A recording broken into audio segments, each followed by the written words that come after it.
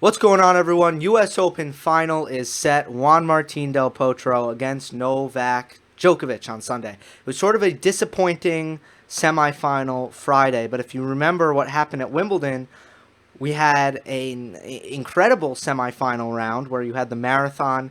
I don't know how incredible this was, but you had the marathon match between Anderson and Isner, and then you had the objectively incredible Rafa Nadal against Novak Djokovic semifinal.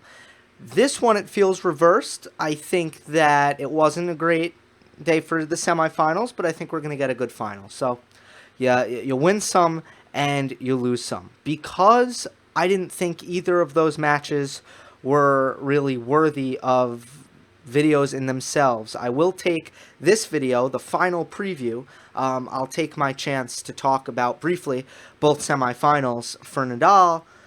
If you've been watching this channel, I have made my suspicions about his knee very well, it's been well documented for me. I have been suspicious ever since he skipped Toronto. And, time and time again, we saw some weird things happening, whether it be, Nadal not being able to move in the first set against Dominic Thiem, whether it be seeing tape on his knee again, whether it be skipping Cincinnati when he doesn't normally skip tournaments. Also, from just an on the court perspective, forget the conspiracy theories here. Nadal was getting hit off the court, blasted off the court by a lot of opponents that do it to a lot of players, but normally you wouldn't see it done to Nadal. You saw Khachanov, Basilashvili, and Dominic Thiem all have success hitting Nadal off the court, bullying Nadal a bit. So nobody was going to be better at that than Juan Martin Del Potro. So I feel like Del Potro had an edge in that match. I felt like every rally was on his racket, but at the same time, Rafa was having trouble absorbing pace, was having trouble defending, and had no serve.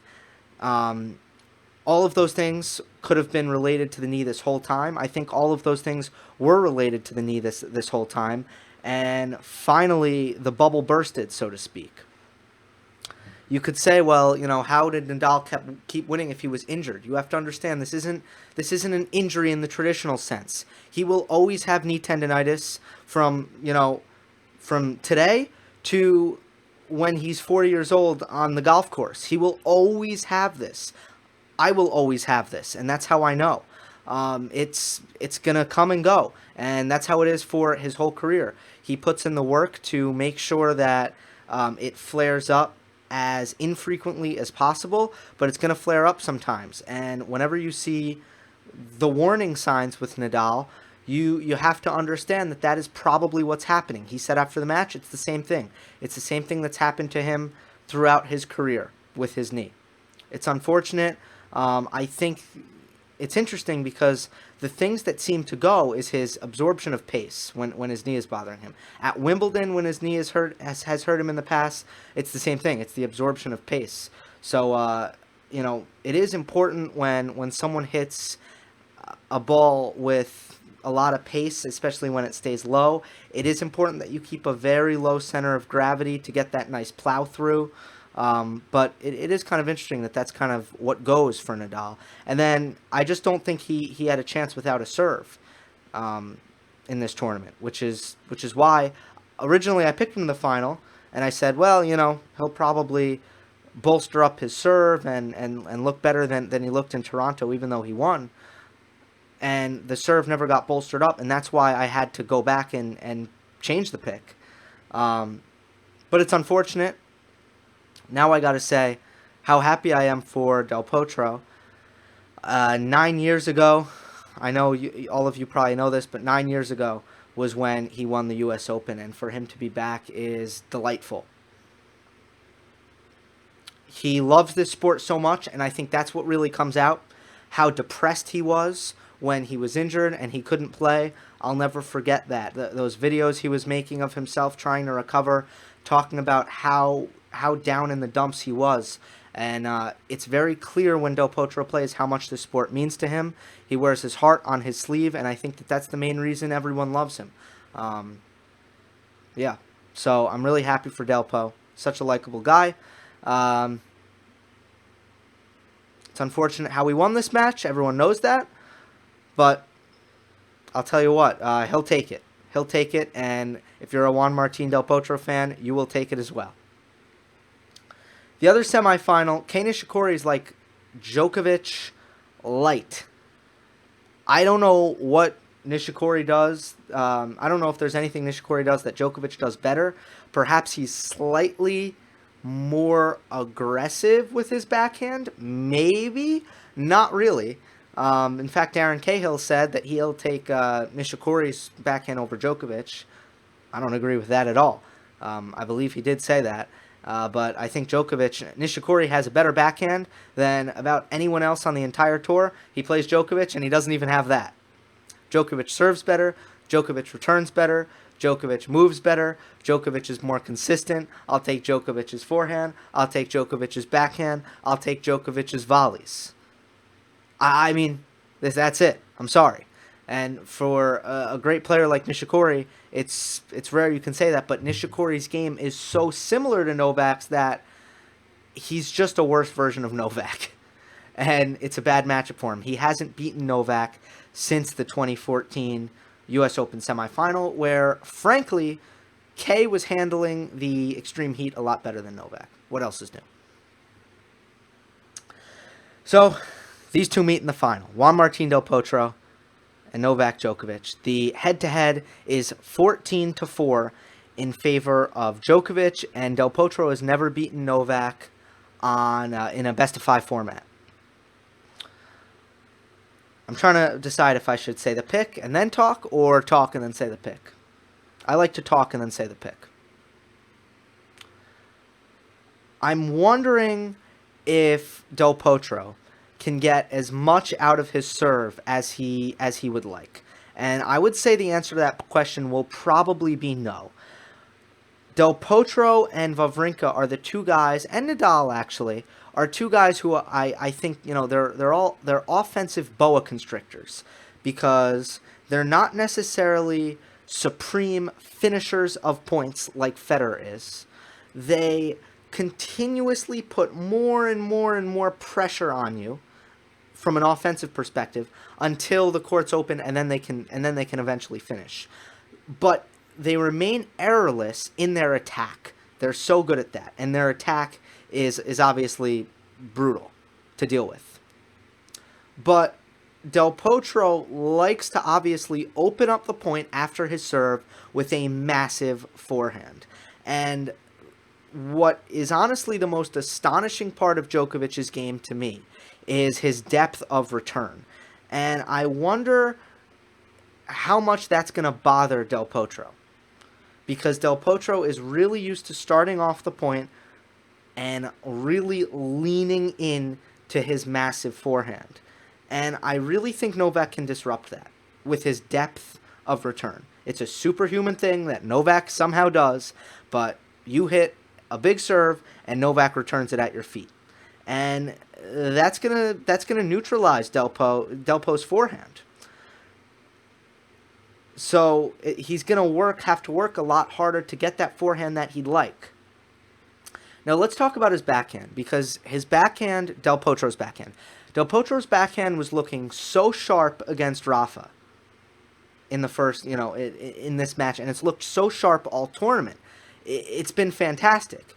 Rafa was trying to break down Del Pot's backhand, and he got nowhere with it. He just couldn't get a short ball from Del Pot's backhand. It was so rock solid. But let's not lose sight of what this is as a shot. It's become a shot that Del Potro has mastered at trading.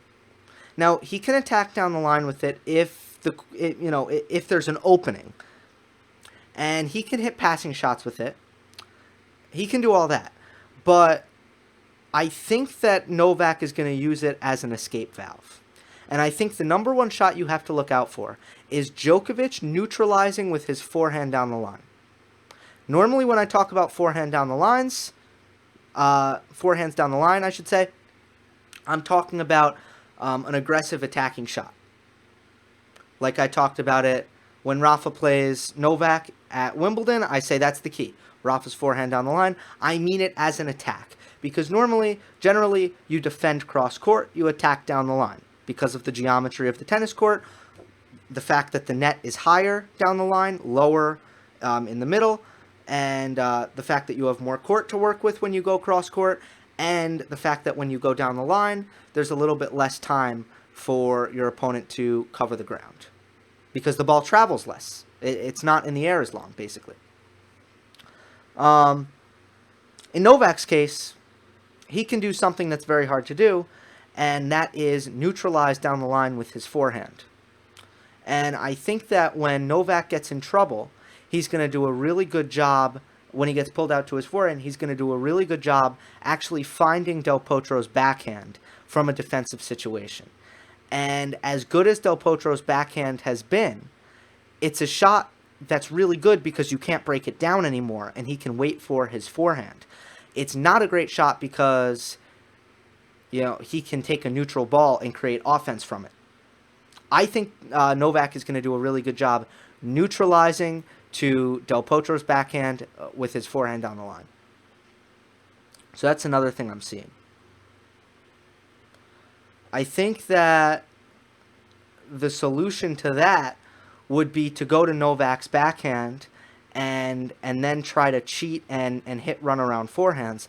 The problem with that is to attack Novak's backhand is normally suicide. So I'm kind of running through my head, and I'm trying to think of the tactics in this match, and I don't really think it bodes very well for Del Potro. And then you think about form, and Del Potro's in the best of form, and Djokovic is in the best of form. But the reality is, I think that people have had trouble reconciling the fact that Novak is back to his 2014, 2015 self. I think people are having trouble reconciling that. And to me, I had trouble too. I was late on it too. In fact, the only person who wasn't late on it was Steve Flink. Flink said Djokovic would win Wimbledon. He's the only one who I saw said that. And everyone else was kind of late. But if you're still not there, then you're really late. Because as soon as Djokovic won Wimbledon, it was very clear, okay, Novak's the favorite to win the U.S. Open. And after he was struggling against Fucsovic, for some reason, Nadal overtook him as the favorite. I don't know why that happened. Djokovic has always been the favorite. Anyway, Djokovic is still that guy. So, tactically, I kind of like Novak because I think he can really dominate with his return in defense. And I think he will go into defensive mode a little bit. And I think it'll bother Del Potro, Novak's defense, and his return. If they can play a lot of neutral rallies. Yeah. So I'm thinking, and I'm trying to think if I missed anything. I'm thinking Novak gets it done in 4 sets. Is what I'm thinking. Because Del Potro is playing so well. And I think this is going to be beautiful tennis. And I think this is going to be a close match. Because Del Potro is playing way too well for it not to be. Here's my key to the match for Del Potro. Here's what I want to see from him. I want to see him use his slice. Against Nadal, I would never say that. I would say, I need to see him hit over the ball. But against Novak, I want to see Del Potro use slice backhand cross court. And I want to see him basically not give Novak any pace on the backhand, make Novak move in when he hits the backhand, which he doesn't really like, and then try to get forehands from off of that shot, which I think he can do. So that's kind of my tactic for Del Potro. I don't think Juan Martin is the most tactically sharp player, to be honest. I love his heart. I love his assets. I love his athleticism. I love his forehand. I love his serve. I love, his grit, his mental strength. I love all that. I don't really love his chess match prowess. So I don't know if we're going to see that, but I think it would be very smart for him to go back to using the slice against Novak. What was I going to say? Oh yeah, against Rafa today, I noticed he wasn't cheating enough on his serve. He should have been really cheating to the backhand, and he wasn't enough. So on a few occasions, I saw Rafa having success with his serve out wide on the ad side. Where when his velocity is down, how could you let Rafa have success with that serve? You know that's his only serve, so just wait for it. Just a side comment. So I'm going to say Djokovic wins the first set, Del Potro wins the second, and Djokovic wins the next two. Hope you enjoyed. Don't forget to subscribe. I'll see you next time.